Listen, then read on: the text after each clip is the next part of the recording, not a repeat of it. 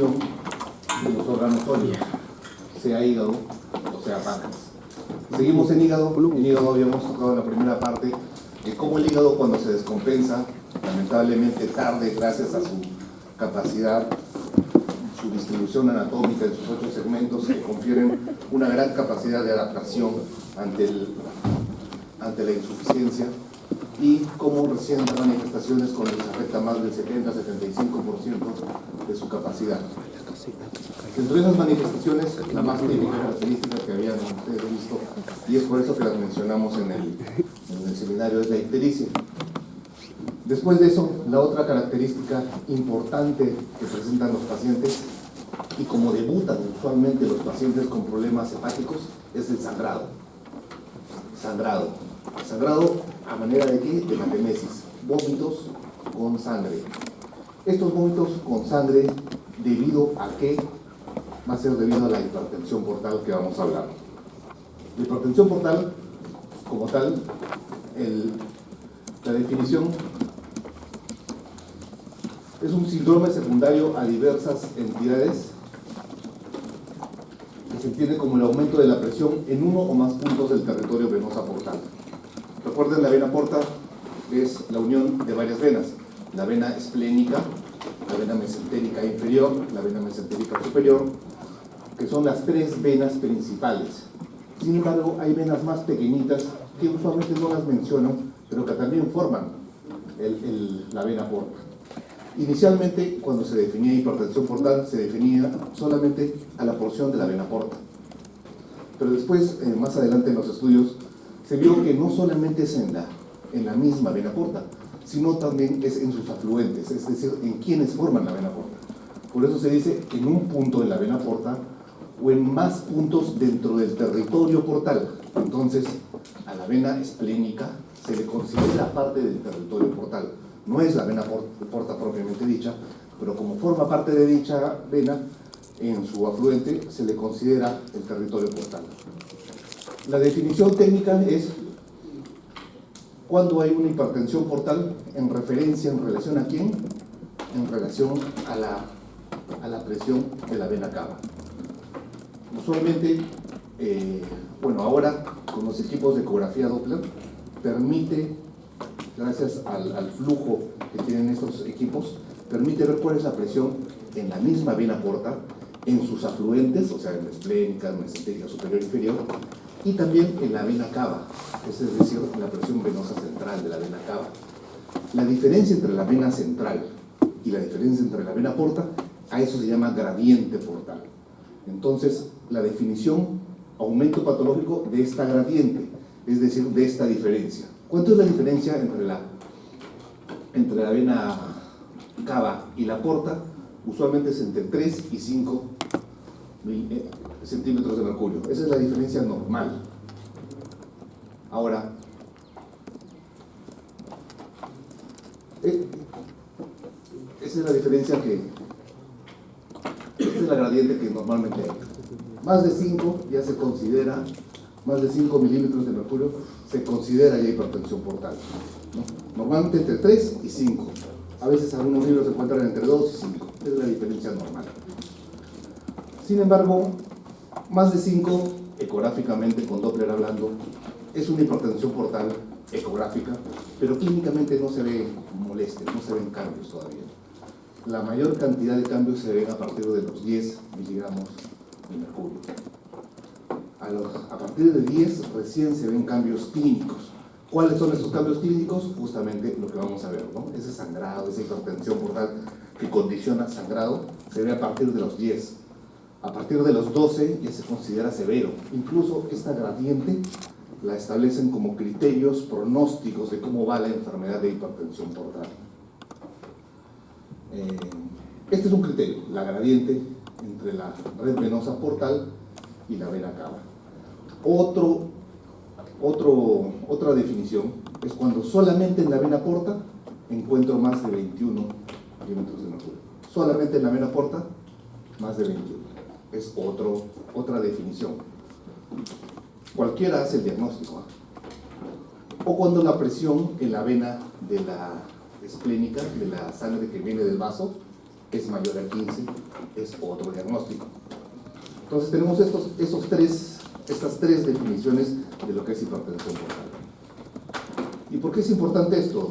Dado que tenemos que entender la anatomía para ver cómo la sangre que está entrando a través de esta porta ancha y gruesa, mucho más ancha que la vía biliar que sale y que la arteria que entra, tanto así que tanto la arteria se posa encima anteriormente y la vía biliar encima y sigue siendo más ancha la vena porta, va a ingresar y se va a subdividir pues, en los 8 segmentos hepáticos, ¿no? Esto y esta vena porta va a recoger toda la sangre de la vena mesentérica inferior. ¿De dónde viene la sangre de la vena mesentérica inferior? Si lo ven acá, viene de la parte superior del recto, a través de las hemorroidales superiores, del sigma del colon sigmoides, colon del lado izquierdo, parte del colon transverso del ángulo esplénico, y se va a unir, acá se va a unir con la vena esplénica. La vena esplénica que está recogiendo sangre no solamente del vaso, sino también de todo el páncreas y de la curvatura mayor gástrica, vaso, páncreas y parte de venas retroperitoneales recoge esta vena esplénica. Recuerden, 15 miligramos detectados acá, hipertensión portal. 21 detectados acá, hipertensión portal. Y la última gran vena, probablemente la vena más importante desde el punto de vista nutricional, la vena mesentérica superior. Esta gran vena recoge toda la sangre de lo que es el colon transverso del lado derecho, el colon ascendente derecho y todo lo que es duodeno, yeyuno, ilio. Desde el punto de vista nutricional, desde el punto de vista de venas, es la vena más importante después de la cava que existe. Esta vena rara vez la podemos ligar porque condicionamos déficits nutricionales, déficits de todo el proceso digestivo de absorción. La izquierda sí la podemos ligar fácilmente, la del páncreas también, la de esplénica también la podemos ligar fácilmente, porque ya que hay colaterales que van por otro lado, ¿no? Sin embargo, la mesentérica superior, no. Entonces, estas tres venas, y aquí hay una vena chiquita, la vena gástrica derecha, la coronaria, que se une con la gástrica izquierda y van hacia toda la curvatura menor gástrica. Sin embargo, si ustedes ven esta proyección acá en la curvatura menor gástrica hacia el cardias arriba, esta es, entendiendo esta parte anatómica, se va a entender por qué estos pacientes sangran. Entonces vamos a tener la vena esplénica, con sus venas esplénicas, vasos cortos, la vena mesentérica superior, con las venas del colon derecho, venas del intestino delgado, muy importantes, recuerden, y la del inferior con los hemorroidales superiores, los plexos hemorroidales superiores y el arco vascular de Teresa. Esta vena porta, que acá se ve, en verdad es pequeña la vena porta, de 10 a 12 centímetros nada más de vena porta, pequeña, de gran calibre, con esta afluencia de estas tres venas importantes y de la gástrica. Se encuentra detrás del parte de la cabeza, cuerpo del páncreas. Acá se ha seccionado la cabeza, parte de la cabeza y del cuerpo del páncreas para lograr identificar bien la vena porta. Nosotros vamos a tener que, si ampliamos esta vena porta, si tenemos una obstrucción alta acá, a nivel de la porta propiamente dicha, que acá se divide, ¿no? En porta que va hacia el lado derecho, porta que se va al lado izquierdo. ¿Qué va a pasar con el flujo retrógradamente? Entonces, si tenemos la obstrucción acá, empieza a haber un flujo retrógrado hacia las venas gástricas, tanto derecha como izquierda, que va a condicionar que a nivel de la curvatura menor empiece un aumento de la éstasis venosa. Sigue aumentando la presión, sigue aumentando el diámetro de la vena porta, que normalmente es de 1 centímetro, y la vena esplénica también empieza a crecer, empieza a aumentar, normalmente es medio centímetro, la mitad de la porta. Va creciendo la vena esplénica y también al llenarse la vena esplénica, a congestionarse, va a hacer que se congestione el vaso, que normalmente mide entre 11 y 12 centímetros, empieza a crecer. Un vaso grande que normalmente no es palpable.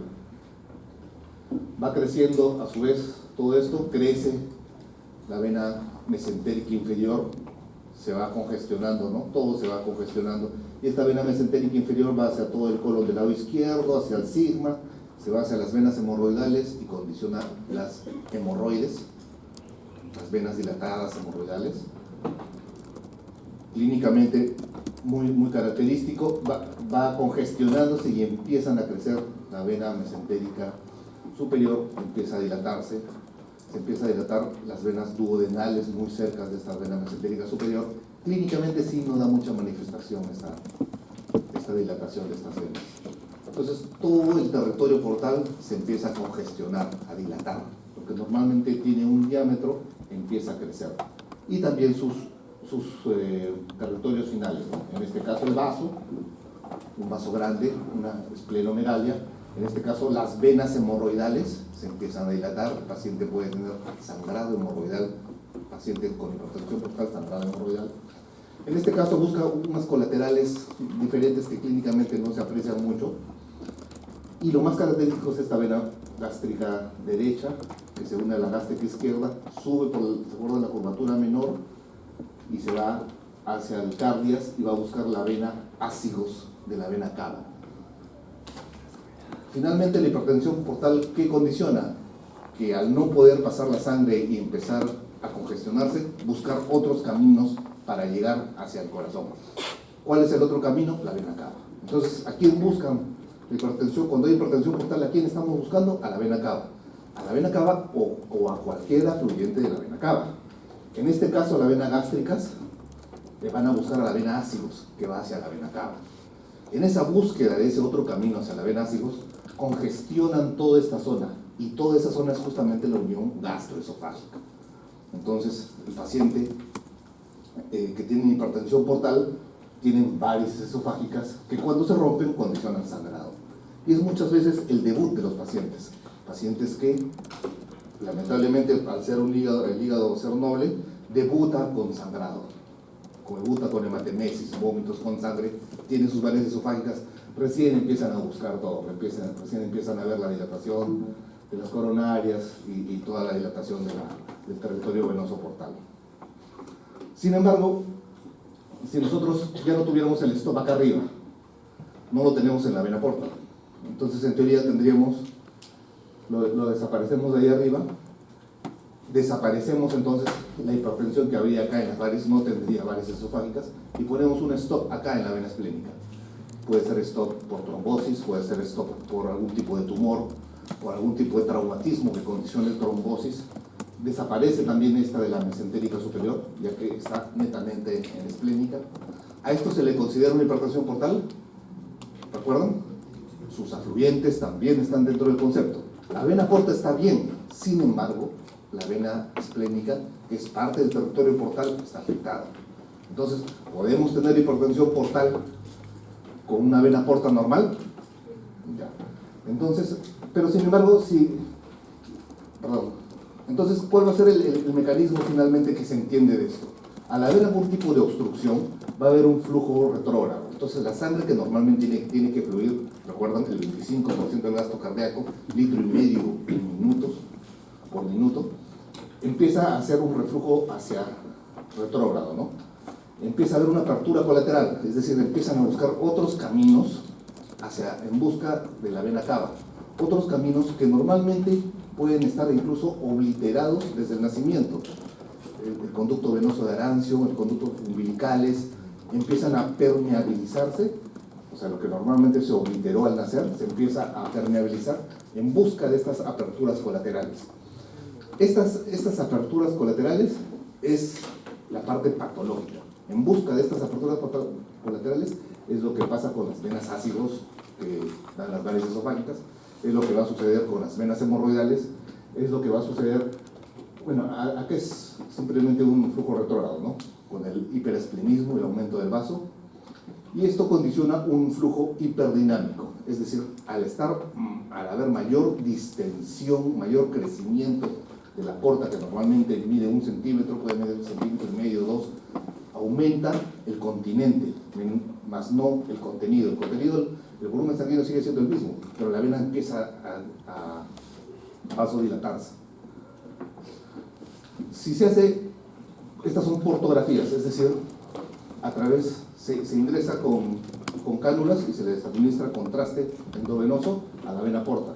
Y acá pueden ver cómo la vena porta, lado de, se ha pintado totalmente, ¿no? Esto que ven bien vascular es el vaso, ¿no? Entonces, si esto es bien vascular, es el vaso, esta es la vena esplénica. Acá pueden ver a la vena, acá la vena mesentérica inferior, vena mesentérica superior, estas es las gástricas, acá están las gástricas, acá está la porta recién, la porta, y acá está su porta que se va hacia el lado derecho y porta que se va hacia el lado izquierdo, ¿no? En este caso, lo que normalmente lo asocian a la hipertensión portal es la cirrosis. Cirrosis, nódulos de regeneración, ¿no? Nódulos de regeneración que están distribuidos en todo el parénquima hepático, que va a condicionar pues este flujo retrógrado, esta búsqueda de otros caminos de manera colateral, condicionando un flujo hiperdinámico. Este hígado, que a la larga se va a volver nodular, inicialmente por el proceso inflamatorio es un poquito más grande. Inicialmente es el primer año. Después de esto, el hígado tiende a fibrosarse, a reducir su tamaño, del tamaño normal, se vuelve un hígado más chico, multinodular y con muchos vasos. Uno ingresa a sala de operaciones y se puede encontrar vasos que normalmente no existen, están tortuosos, grandes, a manera de collarines, encontrando un vaso súper grande, ¿no? Incluso que actúa como secuestrador de sangre. Mucha de la sangre de este órgano, de esta destrucción de glóbulos rojos que se da acá, aumenta y produce un hiperesplenismo, ¿no? Entendiendo siempre que el origen de esta fibrosis, de esta circulación retrógrada, búsqueda colateral, va a ser justamente el espacio de Dis. En este espacio de Dis que encontramos, que es el espacio de Dis que separa al hepatocito del sinusoide, donde se localiza esta célula estrellada, célula de hito, linfocito, que se va a empezar desde el punto de vista fisiopatológico, a perder su capacidad de contracción, debido a que se empiezan a depositar tejidos de fibroblasto en estas zonas. Y va a condicionar lo que es la hipertensión portal a manera de tener un aumento de la resistencia, es decir, por estos nódulos de regeneración aumenta la resistencia, y esto condiciona un aumento también en el flujo.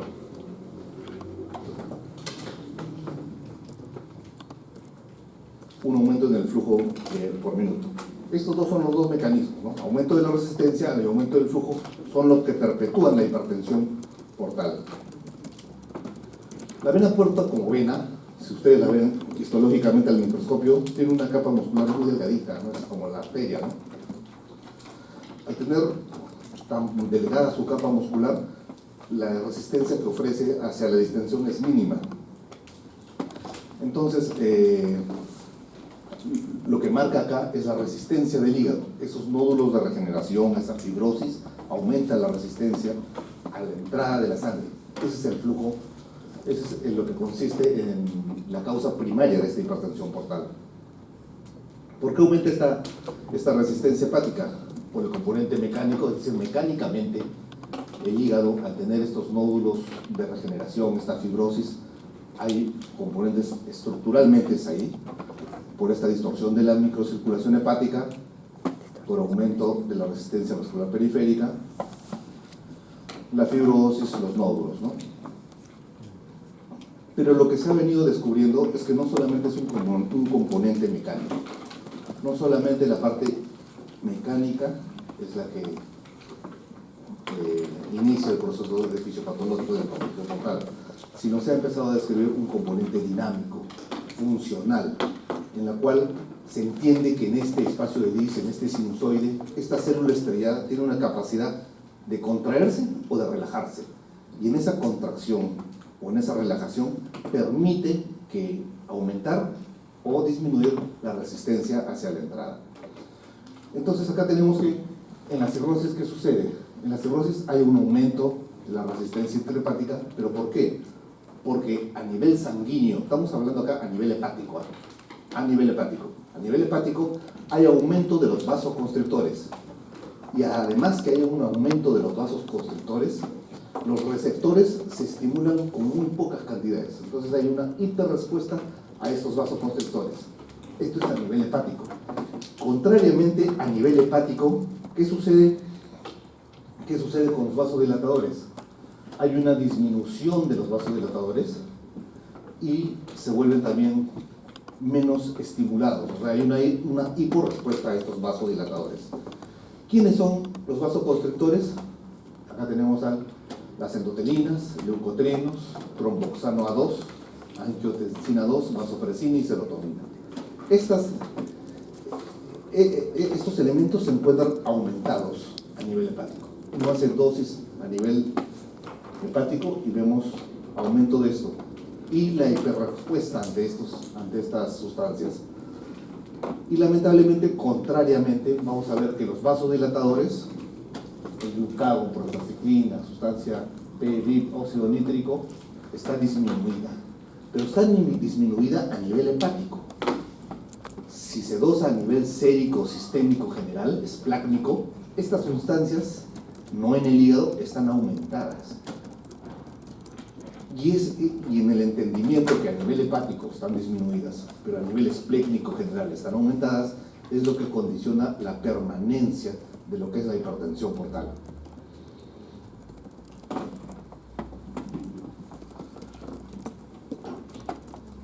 Estos mismos elementos que habíamos hablado que vasodilatan y están disminuidos en la parte hepática, en el hígado, en la parte esplécnica están aumentados. El glucagón, factor natriurético, prostacyclina, óxido nítrico están aumentados y condicionan una vasodilatación esplácnica. Es decir, la vena esplénicas, mesentéricas, todo el territorio venoso fuera del hígado va a estar vasodilatado gracias a estos vasodilatadores que están aumentados fuera del hígado, y va a condicionar que aumente un flujo sanguíneo portal. Entonces, esta cirrosis que tenemos acá arriba, la cirrosis va a condicionar alteraciones de la parte arquitectural, ¿no? La fibrosis, nódulos de regeneración, trombos vasculares, que va a haber un aumento de la resistencia periférica. Por otro lado, no solamente mecánicamente, sino también funcionalmente, esta célula de hito, célula estrellada, va a perder su capacidad de relajación, se va a contraer más, por lo que hemos visto, y ambos van a intervenir en lo que es el aumento de la resistencia hepática. Este aumento de la resistencia hepática va a condicionar pues lo que es la hipertensión portal. Esta hipertensión portal, dado por la vasodilatación esplácnica, por estos elementos de vasodilatación que están aumentados acá, pero que están disminuidos en el hígado, va a condicionar que aumente el flujo hacia la vena porta. Esto aumenta el flujo hacia la vena porta. Al aumentar el continente y no el contenido, se detecta como una hipovolemia efectiva, y esto activa sistemas para retener más líquido. Esta retención de líquido, esta activación de sistemas para retener más sodio y agua, más líquido, hacen que esto sea constante y permanente.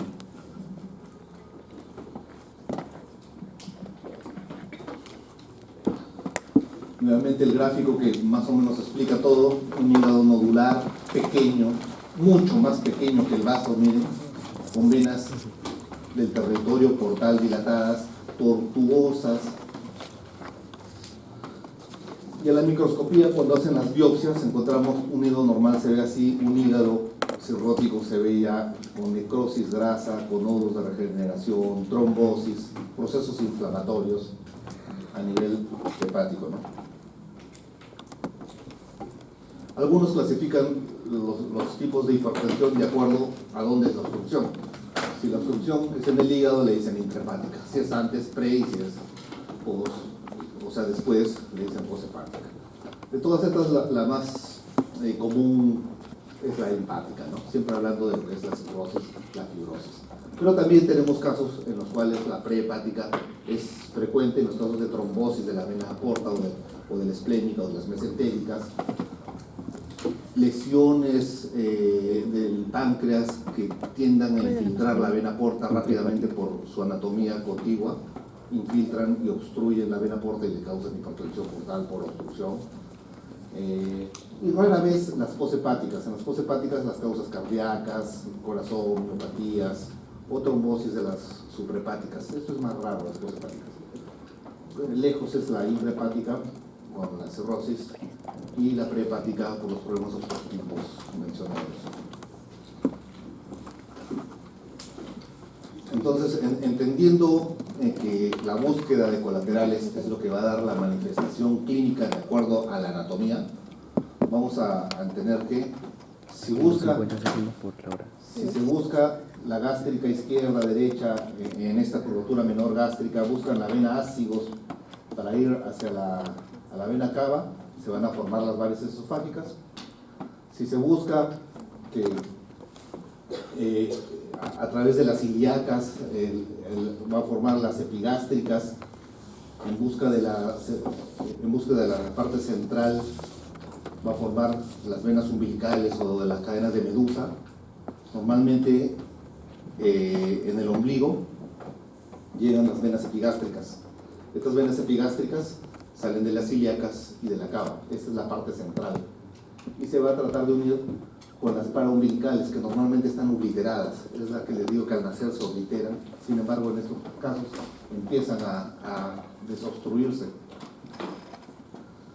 A nivel del colon, que llegan hacia las venas hemorroidales, también hay nueva búsqueda.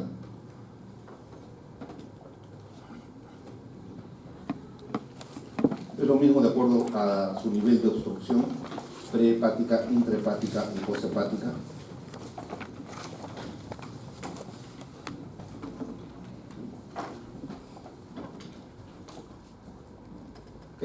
Esta búsqueda de este sistema porta en búsqueda de la cava, cuando se llegan a unir por alguna colateral, les llaman shunts, que es el paso de sangre de un lado a otro. Obviamente, al pasar la sangre hacia un lado, disminuye la presión de la vena porta. Entonces, algunos en algún momento postularon, entonces si desviamos la sangre de la vena esplénica, cortamos la esplénica y de frente lo anastomosamos, lo pegamos hacia la cava, ya disminuimos la presión de la vena porta, ¿no? Suena lógico. Empezaron a hacer eso, ¿no? Cortaban algún tipo de afluente y la sangre ya no entraba a la vena porta, entonces ya no iba al hígado. Sin embargo, al empezar a hacer eso, bajaban las varices, bajaba el sangrado, bajaba el control, pero ya esa sangre ya no pasaba por el hígado. Entonces ya no se detoxificaba la sangre que pasaba por el hígado.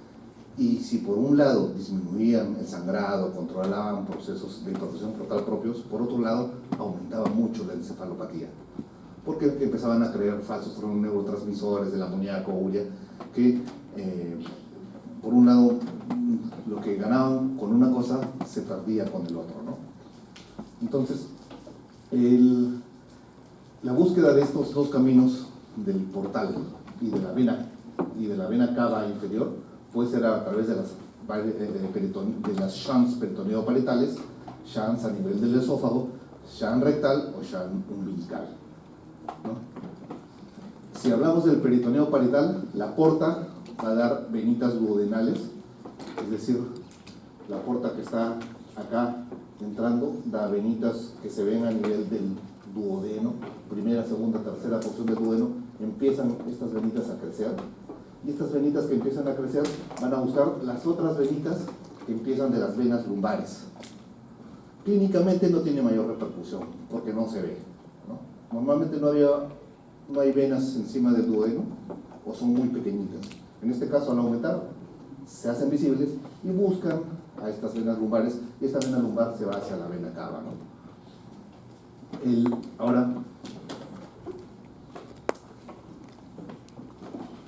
las esofágicas, ¿no? La curvatura menor del estómago como en la curvatura menor del estómago de esa gástrica derecha e izquierda, venas empiezan a permeabilizar en busca de la vena ácidos. Esas coronarias estomacas o venas gástricas van a buscar a la vena ácidos, que son las venas diafragmáticas inferiores, en búsqueda de la cava. A nivel rectal, como la vena hemorroidal superior, la vena hemorroidal superior, media y inferior, la vena hemorroidal superior, que es la que va a ir a la vena mesentérica inferior, que va a ir hacia la porta, va a buscar las otras venas hemorroidales. ¿Para qué? Porque las hemorroides, la superior drena hacia la mesentérica inferior, pero la media e inferior drena directamente hacia la cava. En esa búsqueda se forman las varices, ¿no?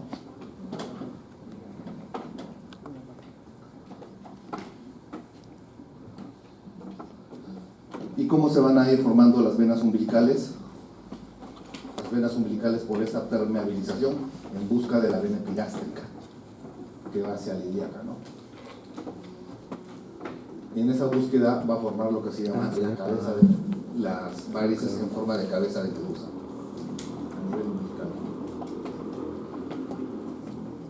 Acá como ha formado, hay un hiperesplenismo, un hígado grande, como ha formado varices en el esófago, y cuando se rompen estas varices en el esófago viene ese hematemesis, este sangrado, que usualmente es el debut que les digo cómo llegan los pacientes a emergencia, vomitando sangre, y recién ahí uno empieza a buscar todos los estigmas hepáticos, ¿no? La cirrosis, la desnutrición, la citis, la encefalopatía hepática, de lo que es la insuficiencia hepática. ¿Cómo diagnosticamos estas varices? Obviamente el paciente viene sangrando clínicamente, uno ya tiene la sospecha de esto, le hace una endoscopía alta, en la cual vemos desde el esófago, estómago y duodeno, y logramos ver a través del endoscopio estas varices, ¿no? Que normalmente no se ven, no se ven. Acá, esta parte tortuosa que la ven, normalmente es bonita, es rosadito. Entra uno como un tubo y ve el estómago dilatado, grande, todo rosado, una mucosa pareja. No, acá se ve todo esto. No se ve falta de luz ahí, pero ese engrosamiento no es normal. Este es el fondo gástrico, entra el endoscopio así y de ahí mira así, por eso es que lo está viendo el propio endoscopio. Y como ve, como se pueden ver acá, esta es una dilatación de una varice esofágica. En algún momento, para impedir estos sangrados, se le metían una especie de globos, se llamaban sondas de Sehestation, y metían un globo, lo inflaban de aire y mecánicamente paraban el sangrado. Después, ya con el devenir de los endoscopios más modernos y más de mayor uso, llegan con el endoscopio y directamente hacia la vena le aplican sustancias esclerosantes, a veces le ponen ligas, a veces le ponen clips que paran el sangrado. Obviamente es solamente la emergencia, ¿no? La idea es disminuir la hipertensión portal. Si esto sigue así, si sigue aumentando así el problema de insuficiencia hepática, ictericia, hipertensión portal con su manifestación que es sangrado, viene la tercera causa en frecuencia, lo que se denomina citis, ¿no? La citis, que es el líquido que se empieza a acumular en este tercer espacio peritoneal. ¿Por qué se va a dar la citis? Tenemos siempre como ejemplo la cirrosis hepática, ya que es lo más frecuente. Esta cirrosis hepática va a condicionar una hipertensión portal sinusoidal, o sea, una condición hipertensión portal hepática. Esto aumenta la vasodilatación arterial esplácnica, también por estas sustancias de vasodilatadores que están aumentados a nivel esplácnico. Esto hace que al estar vasodilatado se detecte que el flujo ha bajado, disminución del flujo plasmático efectivo, y esto activa los retenedores de sal y consiguiente de agua, ¿no? El sistema renina, angiotensina, aldosterona, la hormona antidiurética, parte simpática empiezan a retener la cantidad de sal que puedan, y a su vez la sal jala siempre agua, la cantidad que puedan de agua, y esto condiciona un aumento del volumen que tenemos, ¿no? Esta retención la retención de sodio y por consiguiente de agua, ¿no? Aumenta el volumen plasmático y hay dos condiciones: o se puede restablecer, ya que gracias a esto se restablece el volumen plasmático efectivo, o no se restablece, ¿no? Persiste la hipovolemia. Si la hipovolemia persiste, que es lo que sucede porque estas sustancias vasodilatadoras están en todo este territorio esplácnico, o sea, persiste la activación del sistema renina, angiotensina, aldosterona, la hormona antidiurética, el sistema nervioso, el sistema nervioso simpático, empieza a formarse lo que es la citis. Es decir, la citis se da en un último periodo de lo que es la hipertensión portal. No se da al inicio, se da cuando la hipertensión portal ya ha tenido buen tiempo, se da una citis. Primero es una citis que se logra controlar fácilmente con medicamentos, con diuréticos, disminuyendo la sal, con espironolactona, ahorradores de potasio, una citis moderada que se puede controlar. Posteriormente la citis va aumentando toda la presión portal, va aumentando la retención más de sodio y agua, hasta que finalmente es tanta la retención del riñón de sodio y agua que el riñón sufre un colapso. A esto se le llama el síndrome hepatorrenal, es decir, el hígado ya está insuficiente, está al punto cirrótico, que condiciona un trabajo excesivo renal, una vasoconstricción excesiva, y condiciona la parte final de estos pacientes, el síndrome hepatorrenal. Morbilidad alta, ¿no? Por eso es la etapa ya última de deceso. Ahora, la citis, como definición, no solamente está debida a hipertensión portal, no solamente existe citis, ese acúmulo de líquido, como lo dice en la cavidad peritoneal, debido a hipertensión portal. Hay ascitis también que no está debida a hipertensión portal. Antes se establecía una gradiente entre lo que es la albúmina, primero inicialmente proteínas, después la albúmina, lo que es la albúmina sérica, la albúmina del líquido acítico entre la albúmina sérica. Cuando era mayor de 1.5 estaba asociada a hipertensión portal o algunos problemas congestivos cardíacos. Si era menor habría que buscar otras causas. Sin embargo, se ha visto en la práctica clínica que ya no es necesario tener esto, ya que uno tiene un ecógrafo que tiene Doppler y rápidamente puede venir. Hay hipertensión en la esplénica, hipertensión en la mesentérica, hipertensión en la porta, hay tanto. Entonces ya no se usa mucho porque ya se tiene estos aparatos, ¿no? Entonces, como le digo, esta citis no es solamente debida a hipertensión portal. Usualmente, por cirrosis es la principal causa, pero dependiendo de la etiología hay otras formas, ¿no? Entonces se retiene agua a nivel abdominal, la mayor parte, 70%, debido a cirrosis,